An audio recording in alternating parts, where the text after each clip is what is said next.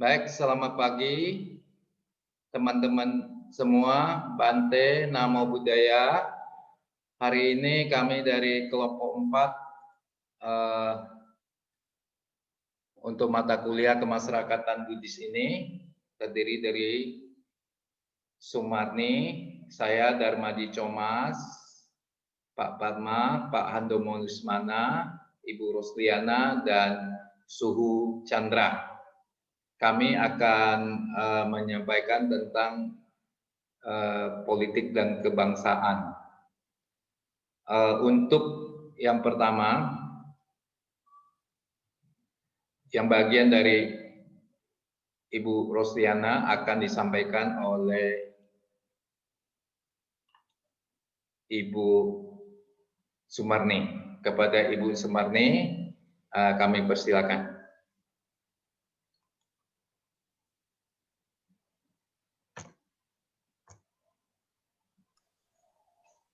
Namo Buddhaya. Perkenalkan, nama saya Sumarni, mewakili Rosdiana untuk memaparkan dengan topik yang kami bawa dari kelompok 4, kemasyarakatan Buddha dan kebangsaan. Wawasan kebangsaan dalam pandangan Buddhis. Kesadaran berbangsa dan bernegara berarti sikap dan tingkah laku harus sesuai dengan kepribadian bangsa dan selalu mengkaitkan dirinya dengan cita-cita dan tujuan hidup bangsa Indonesia. Next. Nilai-nilai bela negara yang dapat diterapkan dalam kehidupan masyarakat berbangsa dan bernegara antara lain: cinta tanah air. Kesadaran bela negara pada masyarakat tercermin pada kecintaan kita terhadap tanah air, salah satunya dengan cara melestarikan budaya Indonesia. Kesadaran berbangsa dan bernegara merupakan sikap kita yang harus sesuai dengan kepribadian bangsa yang dikaitkan dengan cita-cita dan tujuan hidup bangsanya.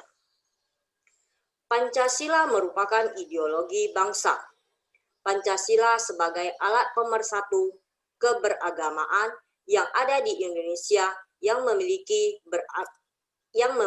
beragam budaya, agama, etnis, dan lain-lain. Rela berkorban untuk bangsa dan negara, aspek dalam sikap rela berkorban untuk bangsa dan negara. Tiap warga negara yang perlu dipahami antara lain konsepsi jiwa, semangat, dan nilai juang 45, tanggung jawab etika, moral, konstitusi, serta sikap mendahulukan kepentingan nasional di atas kepentingan pribadi atau golongan.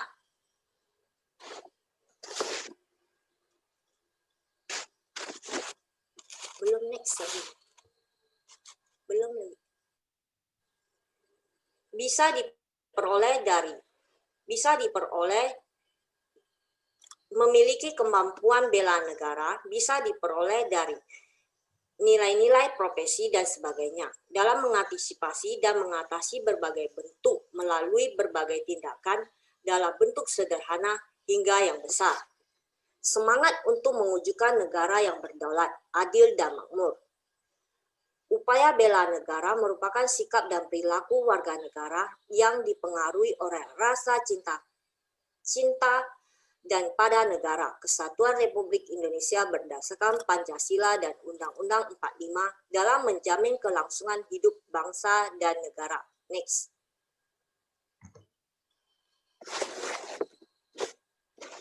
Ajaran Buddha menganjurkan umatnya untuk cinta tanah air dan bela negara demi menciptakan kedamaian dalam kehidupan berbangsa dan negara. Ajaran tentang perdamaian dan cinta tanah air dapat ditemukan dalam banyak sutta beliau. Salah satunya ditemukan dalam Mahaparinibbana Sutta. Sutta ini menekankan tentang syarat kesejahteraan suatu bangsa. Dikatakan bahwa masyarakat tertentu akan memperoleh kesejahteraan apabila masyarakat tersebut mempertahankan pemersatuan dan kesatuan dengan cara sering melakukan pertemuan. Selain itu, kesejahteraan masyarakat akan tercapai apabila masyarakat taat dengan aturan-aturan baik yang telah ada dan tidak menggantinya aturan-aturan tersebut dengan aturan-aturan lain yang tidak baik. Di samping itu, persatuan dan kedamaian diperoleh apabila rasa hormat dan penghargaan kepada mereka yang lebih tua dan patut dihormati masih dilakukan. Sulta ini menunjukkan bahwa persatuan dan kedamaian dalam bentuk kelompok masyarakat dan negara sangat ditekankan. Next. Pentingnya persatuan juga ditemukan dalam sebuah kisah yang tertuang dalam kitab komentar Dharmapada. Diceritakan bahwa pertikaian muncul antara suku Sakya dan suku Kolya yang memperebutkan air hingga mereka akan saling membunuh. Buddha memberikan nasihat kepada mereka. Hendaknya demi keperluan sejumlah air yang sedikit nilainya, mereka seharusnya tidak mengorbankan hidupnya yang jauh sangat berharga dan tak ternilai. Next.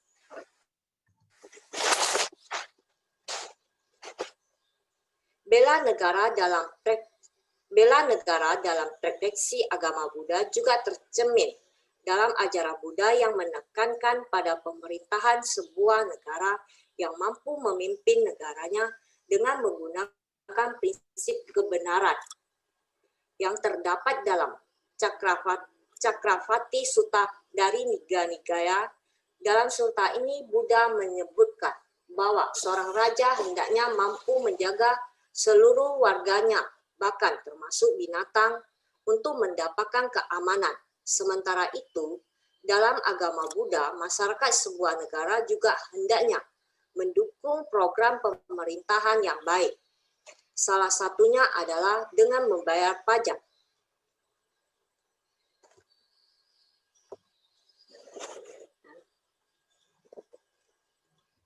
Ajaran Buddha sangat mendukung sikap negara oleh setiap warga negara dalam sebuah negara. Bentuk bela negara yang dapat dilakukan adalah kewajiban warga negara untuk menciptakan persatuan dan kesatuan, mengembangkan sikap kasih sayang terhadap cinta dirinya terhadap orang lain, serta adanya kesadaran untuk mentaati hukum yang berlaku dengan sebaik-baiknya. Selanjutnya dilanjutkan oleh Darmaji Josmas. Baik, terima kasih Bu Sumarni. Saya akan melanjutkan tentang agama Buddha dan politik. Kita tahu bahwa Sang Buddha itu lahir di lingkungan istana dan beliau juga bergaul dengan para pangeran dan juga bergaul dengan para bangsawan. Namun Buddha tidak pernah memaksakan pengaruh kekuatan politiknya untuk memperkenalkan ajarannya. Dan juga beliau juga tidak memperolehkan ajarannya disalahgunakan untuk memperoleh kekuatan politik. Usaha untuk mencampur adukkan agama dengan politik pun sering terjadi. Padahal kalau dilihat agama berdasarkan pada moralitas, kemurnian, dan keyakinan. Sedangkan dasar politik adalah kekuatan dan kekuasaan. Dilihat dari sejarah masa lalu, agama sering digunakan untuk memberikan hak bagi orang-orang yang berkuasa. Agama digunakan untuk membenarkan perang dan penaklukan, penganiayaan, kekejaman, pemberontakan, penghancuran karya-karya seni, dan kebudayaan. Pada dasarnya agama mencari pendekatan masalah masyarakat dengan memperbaiki individu dan masyarakat, menganjurkan beberapa prinsip umum untuk dituntun ke arah nilai-nilai kemanusiaan yang tinggi, memperbaiki kesejahteraan anggota-anggotanya, lebih adil dalam membagi sumber daya. Sistem politik dapat menjaga kebahagiaan dan kesejahteraan masyarakat, tapi ada batasannya. Bagaimanapun, idealnya suatu sistem politik tidak dapat menimbulkan kedamaian dan kebahagiaan selama orang-orang dalam sistem tersebut dikuasai keserakahan, kebencian, dan kebutuhan. Meskipun suatu sistem politik yang baik dan adil menjamin hak asasi manusia dan mengawasi keseimbangan penggunaan kekuatan adalah suatu kondisi penting bagi suatu kehidupan bahagia dalam masyarakat. Masyarakat seharusnya tidak membuang-buang waktunya untuk pencarian tanpa akhir bagi sistem politik mutakhir di mana manusia dapat bebas sepenuhnya. Karena kebebasan penuh tidak dapat ditemukan dalam sistem apapun, melainkan hanya dalam batin yang bebas. Untuk bebas, orang-orang harus mencari ke dalam pikiran mereka sendiri dan bekerja ke arah kebebasan diri mereka sendiri dari belenggu kebutuhan dan keinginan. Kebebasan dalam arti sebenarnya hanya mungkin ketika manusia menggunakan dharma untuk mengembangkan sifatnya melalui perkataan, perbuatan yang baik, melatih pikirannya sedemikian rupa untuk mengembangkan potensi mentalnya mencapai tujuan akhir, yaitu penerangan. Ajaran Buddha dan perencanaan politik masa kini. Ada beberapa aspek dari ajaran Buddha yang mempunyai hubungan dekat dengan perencanaan politik masa kini. Mungkin orang akan terkejut di 25 abad yang lalu Sang Buddha sudah berbicara tentang kesamaan dari semua manusia jauh sebelum Abraham Lincoln. Dan juga di kelas kasta, yaitu yang dibuat oleh masyarakat pada masa itu. Nah, Sang Buddha sudah mengatakan bahwa itu adalah suatu hal yang sangat tidak kondusif. Dan satu-satunya gratifikasi manusia menurut Sang Buddha adalah berdasarkan kualitas moral mereka. Jadi derajat seseorang menurut Sang Buddha itu tidak ditentukan oleh kelahirannya, tetapi derajat seseorang itu ditentukan oleh bagaimana dia menanggapi kehidupan ini dan bagaimana dia berbuat. Sang Buddha juga mendorong jiwa kerjasama sosial dan partisipasi aktif dalam masyarakat modern. Karena tak seorang pun ditunjuk oleh Sang Buddha sebagai penerus, anggota Sangha dituntun oleh Dharma dan Vinaya, atau singkatnya adalah aturan hukum. Hingga hari ini setiap anggota Sangha mematuhi aturan hukum yang menentukan dan menuntun perbuatan mereka. Jadi ini sudah merupakan sebuah politik modern di mana hukum merupakan sumber yang tertinggi dan itu sudah diajarkan oleh Sang Buddha jauh sebelum sistem politik modern ini ada. Sang Buddha juga mendorong jiwa konsultasi dan proses demokrasi. Ini diperlihatkan dalam kelompok Sangha yang semua anggotanya mempunyai hak untuk memutuskan masalah-masalah umum. Ketika suatu pernyataan serius timbul dan membutuhkan perhatian, persoalan-persoalan dihadapkan kepada bhikkhu dan dibahas dalam sikap demokrasi sistem Dewan Perwakilan Rakyat yang digunakan masa kini. Dan tentu saja kita akan terkejut sekali kalau kita melihat apa yang dilakukan oleh Dewan-Dewan Perwakilan Rakyat sekarang ini, itu sudah dilakukan oleh Sang Buddha pada zamannya, di mana Sang Buddha juga menunjuk seorang pimpinan sidang untuk mengatur jalannya musyawarah. Dan kita masuk ke topik yang ketiga, yaitu konsep politik dalam agama Buddha. Kebahagiaan masyarakat adalah berkaitan juga dengan pemenuhan moral dan spiritual. Jadi politik dalam pandangan agama Buddha bukan hanya sekedar mengatur hak kebebasan beragama, tetapi dalam hal ini pemerintah atau yang berkuasa juga harus bisa menjamin pemenuhan moral dan spiritual bagi umat-umat beragama. Untuk mencapai hal itu, maka suatu tindakan politis perlu dilakukan oleh setiap warga negara, termasuk warga negara beragama Buddha. Jadi dalam hal ini, agama Buddha tidak tidaklah menentang politik ataupun tidaklah mengharamkan umatnya untuk mengikuti politik. Bagi umat-umat yang berkeluarga atau masyarakat Buddhis yang hidup dalam masyarakat yang punya potensi atau punya kemampuan untuk menjadi politikus, maka ajaran Buddha sangat mendekomendasikannya. Karena bagaimanapun juga umat Buddha juga harus ikut dalam politik.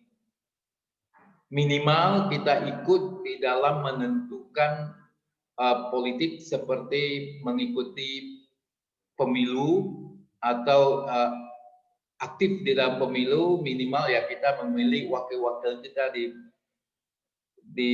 Dewan Perwakilan Rakyat atau juga memilih kepala negara atau kepala daerah.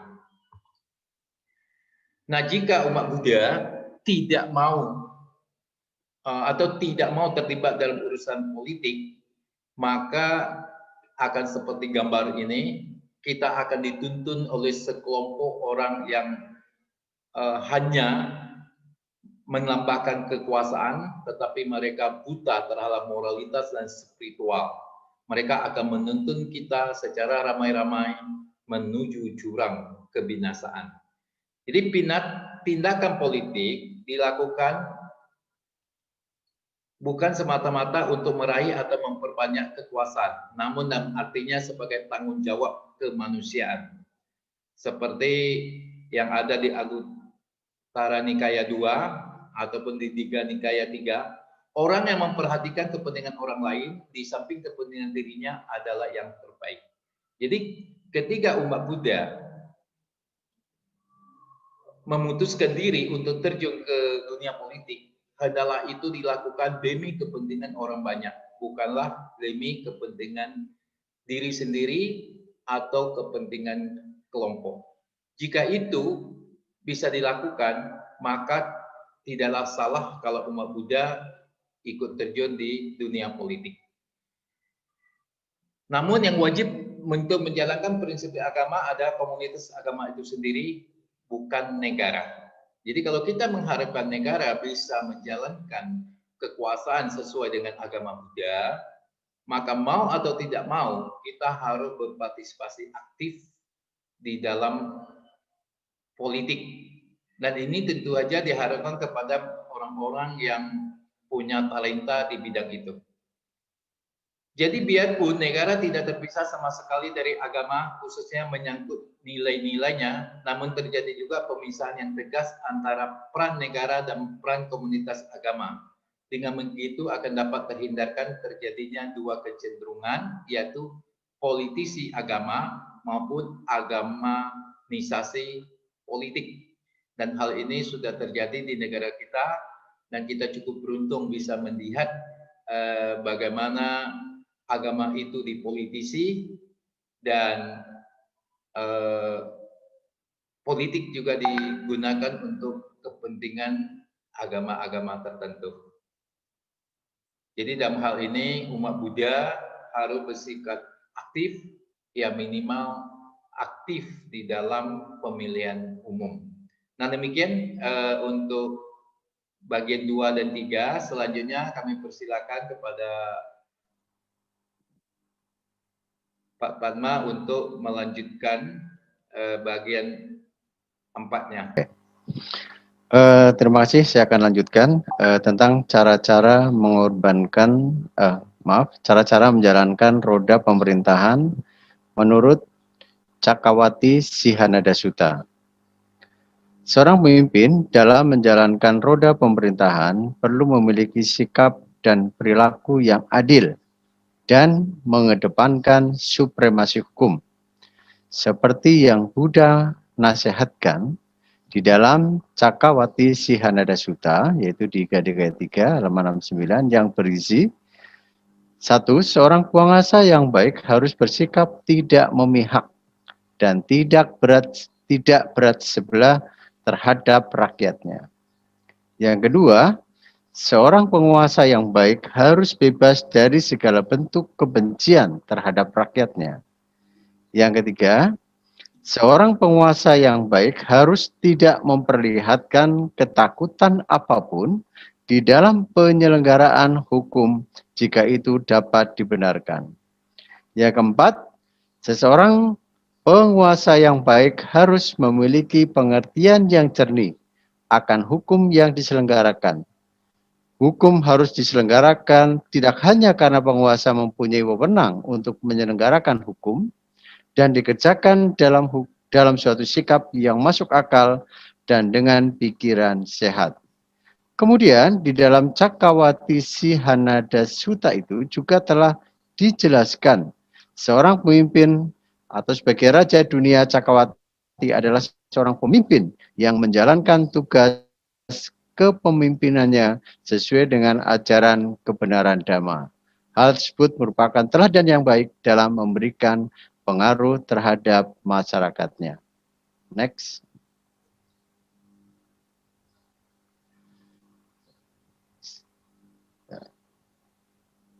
Selanjutnya adalah cara-cara menjalankan roda pemerintah menurut Kutta Danta Sutta. Pemerintah bertujuan untuk mewujudkan keadilan sosial bagi rakyatnya. Di dalam Kutta Danta Sutta, Buddha bercerita kepada Brahmana Kutta Danta mengenai cerita seorang raja bernama Mahawijito yang menerima nasihat dari para penasihat istana tentang menghentikan kekacauan yang berada di dalam istana dengan cara yang adil, yaitu tidak melakukan penangkapan, mendenda, mengikat, dan menghukum mati orang jahat. Meskipun penangkapan, mendenda, mengikat, dan menghukum mati orang jahat, kejahatan itu tidak akan lenyap karena penjahat yang tak tertangkap akan tetap melakukan kejahatan. Penasihat justru memberikan nasihat seperti berikut. Siapa saja dalam kerajaan yang hidup sebagai peternak dan petani, raja berikan makanan dan bibit kepada mereka. Siapa saja dalam kerajaan yang hidup sebagai pedagang, raja berikan modal kepada mereka. Siapa saja dalam kerajaan yang hidupnya sebagai pegawai negara, raja berikan gaji dan makanan kepada mereka. Orang-orang itu melaksanakan pekerjaan mereka masing-masing, maka pendapatan negara akan meningkat, kerajaan akan aman dan damai, rakyat akan senang dan bahagia. Mereka akan menari dengan anak-anak mereka dan mereka hidup dengan rumah yang aman. Itu ada dalam Digha Nikaya 1 halaman 135. Selanjutnya, ada 4 jenis atau tingkatan manusia. Di dalam Anguttara Nikaya, Buddha menyebutkan tentang 4 jenis atau tingkatan manusia. Yang pertama adalah para jenius atau Ugatitanyu. Yang kedua, para intelektual atau Vipacitanyu. Mereka yang dilatih atau Newa, dan mereka yang tidak dapat dilatih atau Padaparama. Itu ada di dalam Anguttara Nikaya. Keempat jenis atau tingkatan manusia tersebut adalah sebagai berikut. Para jenis menunjukkan macam manusia yang dapat memahami ajaran hanya dengan mendengarkan pokok ajaran. Jenis ini dapat dibandingkan dengan bunga teratai yang telah muncul di atas permukaan air dan pasti akan mekar pada fajar hari yang pertama. Manusia jenis kedua adalah tingkat kebijaksanaan yang lebih rendah, yaitu adalah disebut para intelektual yang memerlukan keterangan atau uraian lebih jauh sebelum mereka dapat mencapai perangan sempurna. Mereka dapat dibandingkan dengan bunga-bunga teratai yang masih berada di bawah permukaan air, sedang menunggu untuk muncul di atas permukaan air pada esok harinya. Selanjutnya, mereka yang dapat dilatih menunjukkan mayoritas manusia biasa yang tidak begitu bodoh tetapi juga tidak begitu bijaksana. Orang-orang ini memerlukan instruksi-instruksi dan uraian-uraian serta suatu jangka waktu latihan dan praktek sebelum mereka dapat mengharapkan suatu kemajuan atau perkembangan yang nyata. mereka dapat dibandingkan dengan bunga teratai yang masih berada agak jauh di bawah permukaan air. Mereka memerlukan suatu jangka waktu lebih lama untuk pertumbuhan dan kemunculan mereka di atas permukaan air. Keempat adalah mereka yang tidak dilatih atau tidak ada harapan untuk mereka yang tidak mungkin mengerti atau mau dalam masa kehidupan ini.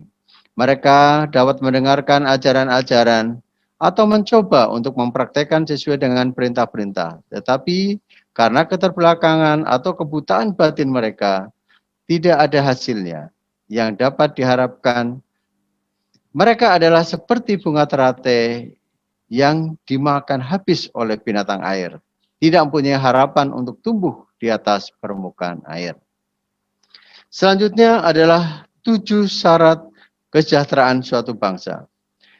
Dalam Mahaparinibbana Sutta, ketika kerajaan Magadha yang lebih besar ingin menaklukkan Waji atau suku Waji, Buddha mengingatkan pihak Magadha bahwa suku Waji taat memenuhi 7 syarat kesejahteraan suatu negara.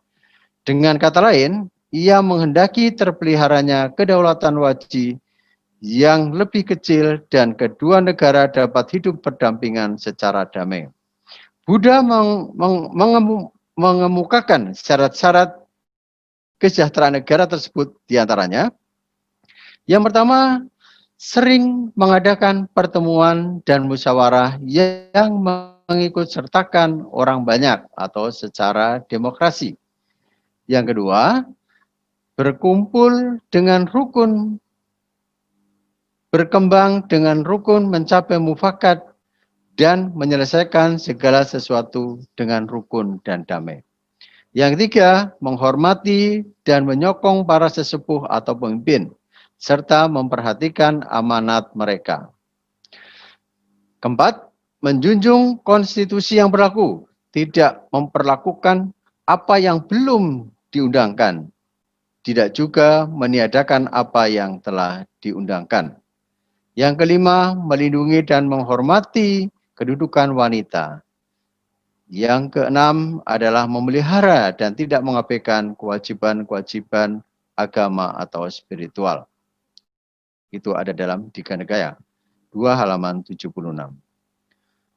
Konsep dasar Raja Dhamma. Dalam Khuddaka Nikaya Jataka 5 halaman 378, pemimpin harus memenuhi 10 kewajiban dasar Raja Dhamma. Dasar Raja Dhamma yaitu 10 macam dhamma untuk seorang raja atau pemimpin. Ke-10 hal tersebut dapat dijadikan kriteria atau tolak ukur bagi seorang pemimpin, baik itu untuk menjadi pemimpin maupun untuk memilih pemimpin. Ke-10 hal tersebut adalah yang pertama, bahwa seorang raja atau pemimpin adalah memiliki dana atau kemurahan hati. Sebagai pemimpin harus memiliki sifat murah hati, mau memberi dan menolong, tidak pilih kasih, tidak pilih-pilih terhadap siapapun yang akan ditolongnya. Yang kedua, memiliki sila atau memiliki moral atau melaksanakan sila. Memiliki moral yang baik sehingga dapat menjadikan dirinya sebagai teladan atau panutan. Dapat dilakukan dengan menjalankan sila, menghindari pembunuhan, pencurian, perbuatan asusila, berkata yang tidak benar, dan minum minuman keras. Yang ketiga, paricaga atau rela berkorban. Seorang pemimpin harus mau mengorbankan kesenangan pribadi untuk kepentingan orang banyak. Artinya, tidak mementingkan diri sendiri dan mengedepankan ego. Mau berkorban di sini adalah mau berkorban materi, tenaga, pikiran, dan terutama berkorban waktu. Selanjutnya yang keempat adalah ajawa atau ketulusan hati. Ketulusan hati di sini berarti seorang pemimpin harus memiliki kejujuran, berusaha menghindari ucapan tidak benar, bohong, menipu atau musyawadah. Dalam hal ini bermaksud termasuk korupsi dan pencitraan diri agar dipandang baik. Yang kelima, Madawa atau memiliki ucapan yang ramah tamah. Seorang pemimpin harus mampu bersikap ramah. Ramah tamah dalam arti ia mau diajak untuk berunding dan bertukar pikiran. Terlebih lagi, ia mau menerima pendapat orang lain. Selanjutnya, yang keenam adalah tapa atau kesederhanaan. Pemimpin harus memiliki kesederhanaan baik dalam ucapan atau perbuatan jasmani atau tingkah laku. Seorang pemimpin yang memiliki kesederhanaan tersebut akan mendapatkan tanggapan baik dari masyarakat. Selanjutnya yang ketujuh adalah akoda atau tidak pemarah. Bebas dari kebencian dan tidak menyimpan dendam. Hendaknya seorang pemimpin membangun sifat demikian sehingga ia akan menciptakan kedamaian, baik bagi dirinya sendiri maupun lingkungannya. Yang kedelapan adalah awihimsa atau tidak melakukan kekerasan. Seorang pemimpin harus memimpin dengan tanpa kekerasan, baik itu melalui jasmani atau ucapan, dan berusaha tidak menghancurkan anggotanya. Yang kesembilan adalah khanti atau kesabaran. Seorang pemimpin dalam kepemimpinannya harus diiringi dengan sikap sabar dan telaten dalam memimpin dan dalam setiap permasalahan yang ada dalam kepemimpinannya. Yang ke-10, yang terakhir adalah awirodana atau tidak bertentangan dengan kebenaran. Artinya, seorang pemimpin harus mampu melaksanakan aturan-aturan yang ada pada tempat ia memimpin, yang mana aturan-aturan tersebut menjadi dasar kebenaran dalam ruang lingkup kepemimpinannya. Selanjutnya adalah konsep Dhamma Wijaya Raja Asoka. Dalam jurnal pengaruh Aryanisasi dan Ahimsa terhadap terwujudnya Dhamma Wijaya Asoka Wardana, Supriyadi menyampaikan bahwa berakhirnya kekejam Raja Asoka dan ditetapkannya agama Buddha sebagai agama negara atau kekaisaran tidak lepas dari bimbingan rohani Bhikkhu Bana. Sejak itu mulai sejarah Maurya sebagai kerajaan Buddhis. Beberapa hal yang mulai diperlakukan Dhamma Wijaya ini antara lain Raja Asoka mengurangi dan menghapuskan tradisi kaum Ksatria yang telah berlangsung berabad-abad, yaitu misalnya ekspansi, perang, menguasai negara lain, ya, dia latihan perang dan sebagainya. Yang kedua, menghapus tradisi kaum Brahmana selaku kasta tertinggi dalam agama Hindu atau Brahmanisme. Misalnya mendalami kitab Caturveda, uang bahasa Sakerta, menyiarkan agama Hindu, mengurangi pengaruh epos Ramayana dan Mahabharata, dan tugas Brahmana untuk memimpin upacara, kekaisaran, dan lain-lain. Ini dikurangi oleh Raja Asoka. Yang ketiga, menghilangkan batas-batas pemisah kemasyarakatan akibat berlakunya aturan kasta, aturan sosial, dan budaya dengan berlakunya catur warna yang mengotak-kotakan warga masyarakat, menindas kelompok manusia. Terbukti adanya kelompok paria dengan sebutan manusia yang tidak boleh dilihat atau manusia tidak boleh disentuh sehingga mereka boleh keluar rumah pada waktu malam. Ya. Ini adalah revolusi sosial yang dilakukan oleh Raja Asoka. Sehingga ini menjadikan dendam pada suatu saat. Ya. Dan ini adalah menjadi bagi kaum Brahmana ini adalah ibarat bara dalam sekam. Bagi mereka pemerintahan Asoka ini. Sehingga ketika runtuhnya kerajaan Asoka, kerajaan Maurya ini, agama Hindu muncul kembali, kaum Brahma muncul kembali, kasta muncul kembali. Di mana pada waktu itu Raja Asoka menghilangkan kasta karena manusia adalah sederajat. Ya. Selanjutnya, sebagai sebagai penganut Buddha yang taat, maka penyiaran agama Buddha meluas ke seluruh pelosok daerah India dengan memperkenalkan konsep karma dan hukum karma. Ajaran Buddha memberikan sistem moral baru sebagai pengganti sistem moral yang menitikberatkan prinsip tabu dan membimbing tingkah laku manusia. Asoka selaku penguasa sekaligus pelindung serta penyiar agama Buddha melakukan serangkaian keagamaan diantaranya mewajibkan biku atau bikuni untuk mendalami dan menyiarkan agama Buddha yang termuat dalam kitab suci Tipitaka Pali. Amanah raja ini menyebabkan biku dan bikuni menggeser tugas para pendeta atau para brahmana. Wihara Buddha kini menjadi pusat kegiatan keagamaan Buddha. Yang kedua, secara periodik, Asoka mengadakan kunjungan keagamaan ke kota-kota suci. Dalam proses keagamaan itu, Asoka duduk dalam kereta didampingi lambang Buddha, mewakili Siddhartha Gautama berupa stupa. Yang ketiga, untuk mewujudkan wilayah kekaisaran yang bercorak Buddha, maka dibangunlah 84.000 buah stamba Dharma Wijaya yang ketinggiannya 25 meter dari batu tunggal dengan amanat raja dan ayat-ayat suci Tipitaka di seluruh wilayah kekuasaan. Hilangnya aturan kasta dan adanya kebebasan menyebarkan orang masuk agama Buddha dampak dari raja sebagai pelindung penyiar agama, maka agama Buddha meluas sampai ke luar negeri. Di dalam negeri, ajaran Buddha ditulis terpahat dalam gua, pilar, stamba atau tugu atau monolit. Sabda raja tertulis pada tonggak-tonggak batu termasuk stamba dalam peta wilayah Kaisaran Asoka diperkenalkan minimal 22 situs inskripsi. Demikian konsep Dhamma Wijaya Asoka. Demikian selanjutnya saya sampaikan ke Romo Hadion untuk melanjutkan. Baik, terima kasih. Saya akan melanjutkan presentasi berikutnya.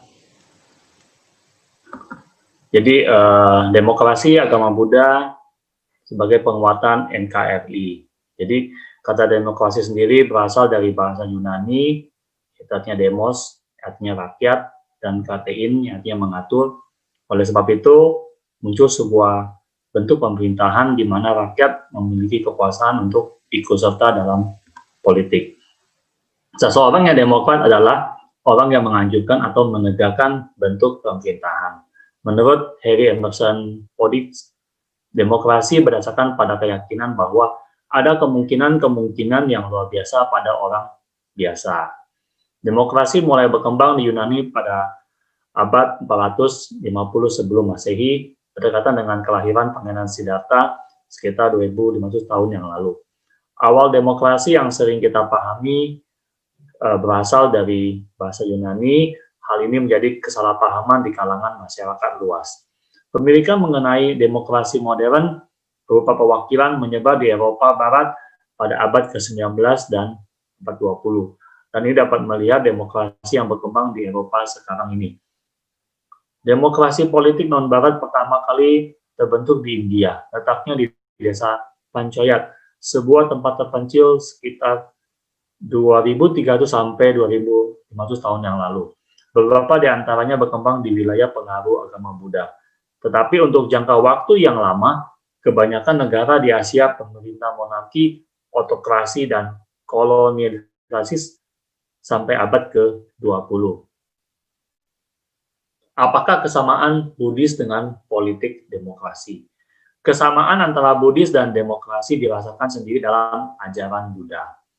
Yaitu, ajaran Buddha pertama mengajarkan toleransi, kedua adalah pemikiran mengenai diskusi untuk mencapai musyawarat, kemudian yang ketiga adalah kebebasan memilih, keempat persamaan tanpa kekerasan. Inilah dari anjuran Buddha. Hal tersebut merupakan konsep-konsep yang revolusioner yang diperkenalkan oleh Buddha 2500 tahun yang lalu dan terus mengalami pembaharuan di setiap zaman ke zaman. Ini bagian dari pembaharuan intelektual yang besar yang dialami oleh sebagian besar masyarakat. Pemikiran-pemikiran Buddha mengandung sifat demokrasi yang menyangkut isi dan maksud tertentu. dikutip dari sebuah ceramah yang disampaikan oleh Profesor Rapp, dosen mengenai agama Buddha dan demokrasi, diterbitkan dalam Sunday Observer 15 Juli 1990. Percakapan yang menarik antara Buddha dengan Ananda. Ini tercatat dalam Maha Pamidibana Sutta dalam Digha Nikaya 2 halaman 74. Jadi demokrasi menjadi suatu bagian yang tidak bisa dipisahkan dalam kehidupan masyarakat. Suatu negara dapat berkembang dengan sangat laju karena dipengaruhi oleh arus demokrasi. Perkembangan politik demokrasi masing-masing daerah memiliki kualitas dan kualitas tersendiri. Esensi dari demokrasi politik adalah mensejahterakan kepentingan bersama dan atau masyarakat secara luas. Demokrasi yang sesungguhnya adalah kebebasan berbicara, menyampaikan ide, gagasan pemerintah oleh rakyat yang mencerminkan pilihan rakyat negara seperti yang dipilih oleh rakyat. Kesamaan Buddhis dan demokrasi politik seperti yang dianjurkan Buddha yaitu bersama-sama menjaga toleransi, pemikiran untuk berdiskusi, mencapai mufakat, kebebasan memilih yang luar biasa, persamaan tanpa kekerasan. Baik, demikian slide yang saya bawakan, kemudian saya kembalikan kepada Maji.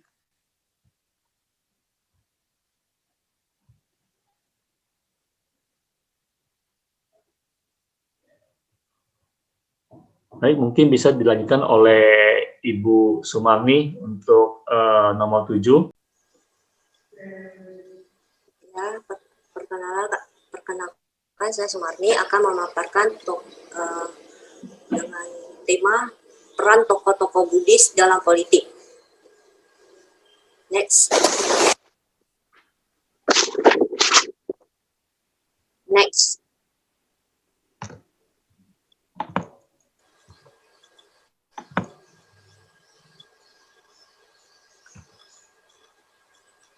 Politik dalam pandangan. Dalam konteks agama, kebahagiaan masyarakat berkaitan dengan pemenuhan moral dan spiritual. Bukan hanya sekedar pemenuhan kebebasan beragama, namun juga pemenuhan perwujudan dimensi moral dan spiritual dalam kehidupan nyata. Next.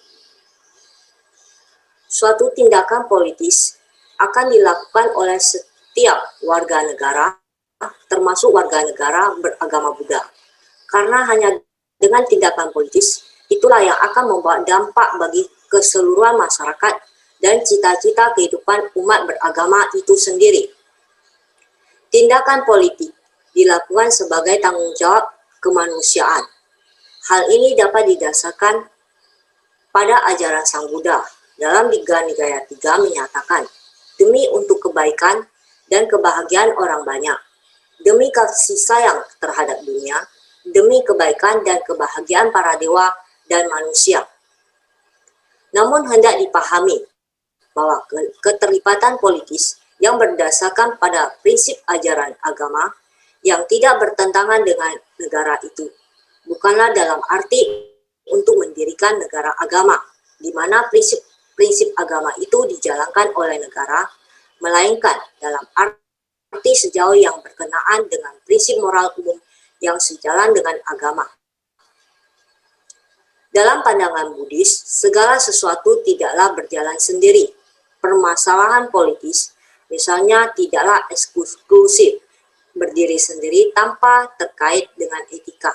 Dan ini berlaku pula untuk para pemimpin, dalam hal ini juga para politisi. Next.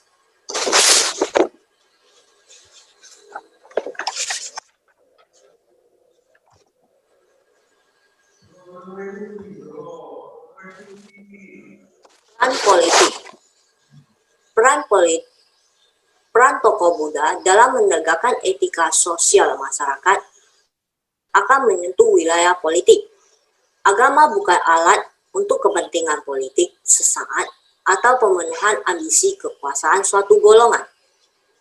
Buddha Dharma mengandung nilai-nilai mutlak dapat mengarahkan cita-cita kehidupan masyarakat.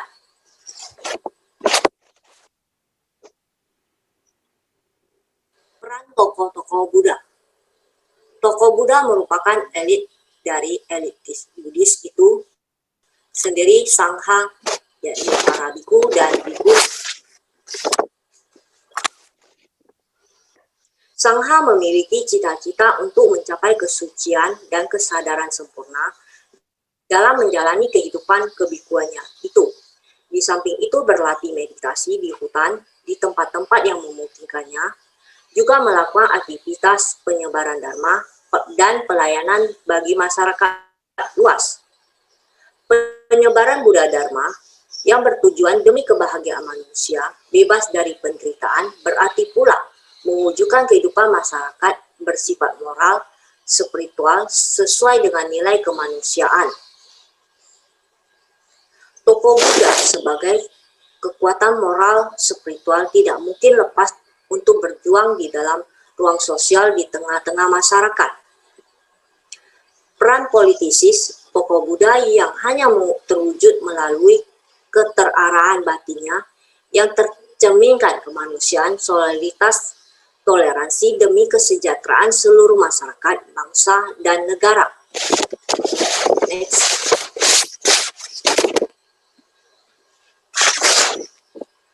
Dalam Digha Nikaya volume 2, halaman 119, kepada 60 biku, Buddha Gautama menitahkan, pergilah o para biku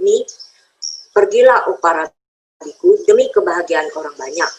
Untuk kebahagiaan mereka, terdorong oleh welas asih bagi dunia, demi kebaikan dan kebahagiaan, serta berkah yang para dewa dan manusia.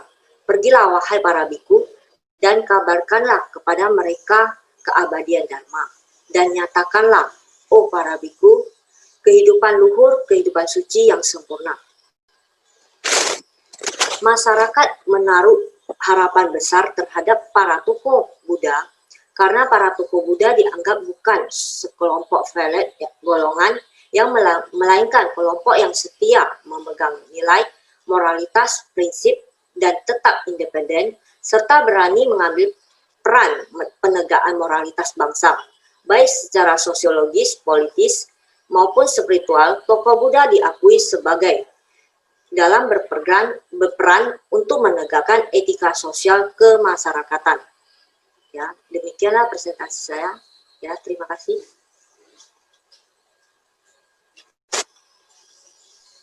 Pak Nomo, silakan share. Baik, ini adalah slide terakhir. Jadi yang terakhir adalah hubungannya agama Buddha dengan kerakyatan sila keempat Pancasila Dasar Negara.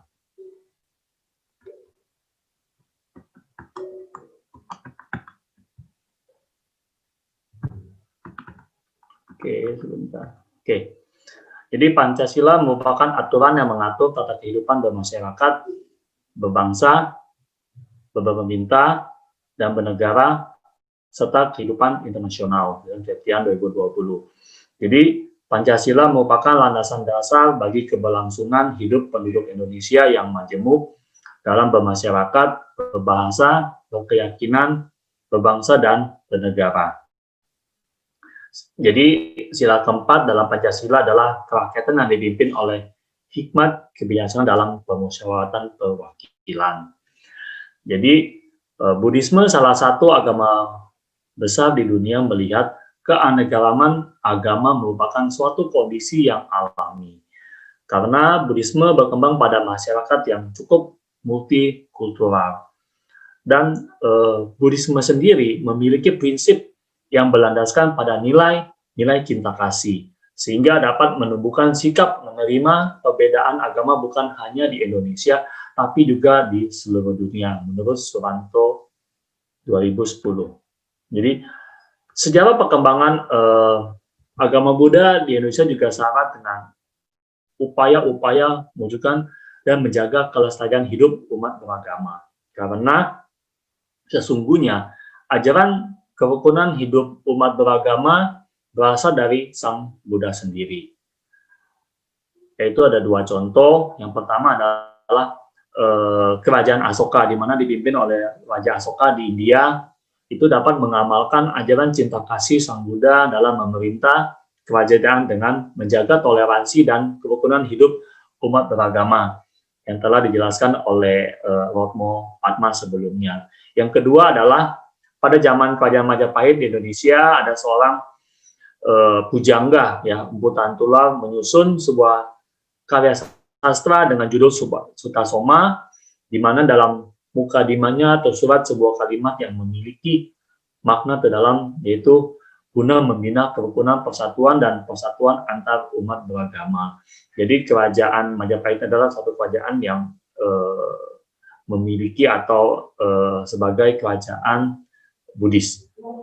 Dan Sutasoma tersebut tersirat yaitu Siwa Buddha Bhinneka Tunggal Ika Tan Hana Dhamma Mangro. Dan ini dijadikan semboyan di dalam Bhinneka Tunggal Ika di dalam lambang negara Garuda Pancasila.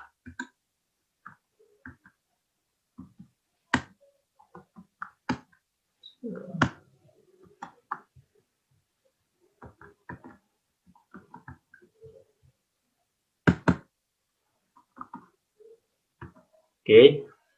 Nah, kondisi keragaman kepercayaan juga dibahas oleh Buddha dalam Brahmacala Sutta, yaitu terdapat 62 kelompok pandangan yang berbeda. Jadi setiap kelompok memandang dan mengklaim bahwa kelompok mereka adalah benar. Dan Buddha menanggapi masalah tersebut yaitu dengan diselesaikan dengan secara bijak melalui cara yang berdialog secara terbuka sehingga membawa manfaat yang positif. Nah, ini tercantum dalam Suranto 2010.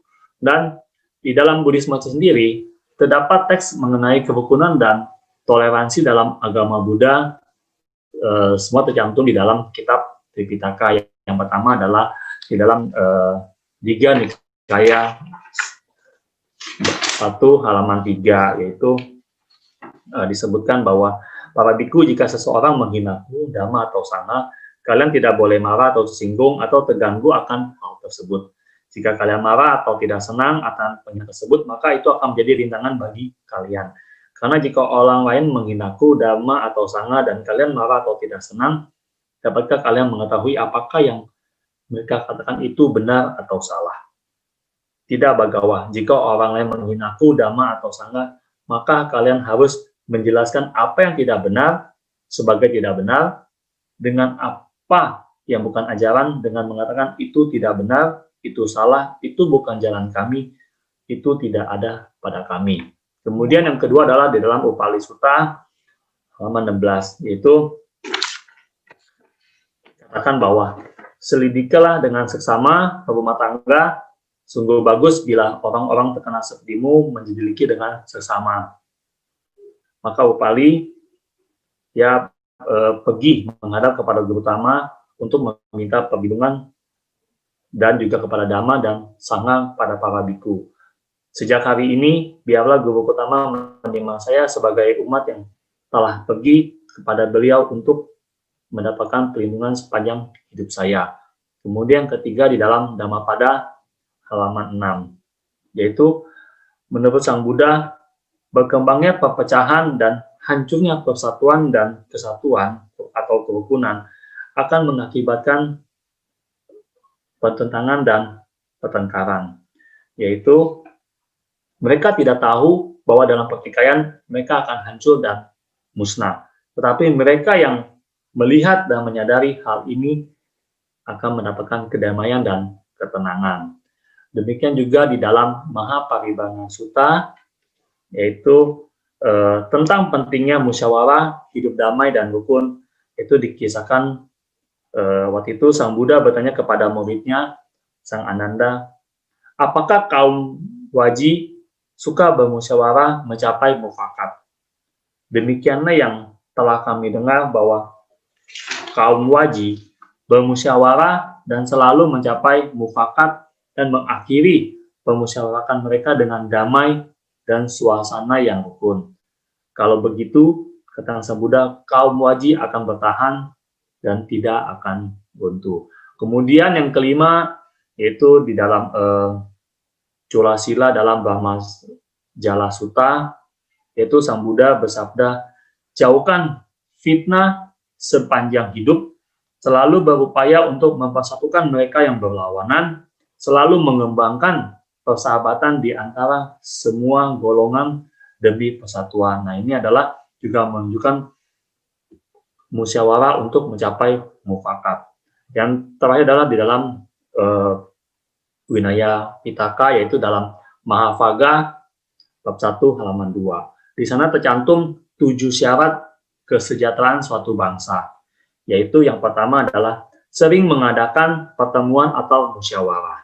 Yang kedua, permusyawaratan selalu menganjurkan perdamaian. Yang ketiga, tidak membuat peraturan baru dengan merubah peraturan lama atau mereka meneruskan pelaksanaan peraturan-peraturan lama yang sesuai dengan ajaran kebenaran. Yang keempat, menunjukkan rasa hormat, dana bakti, serta menghargai orang yang lebih tua.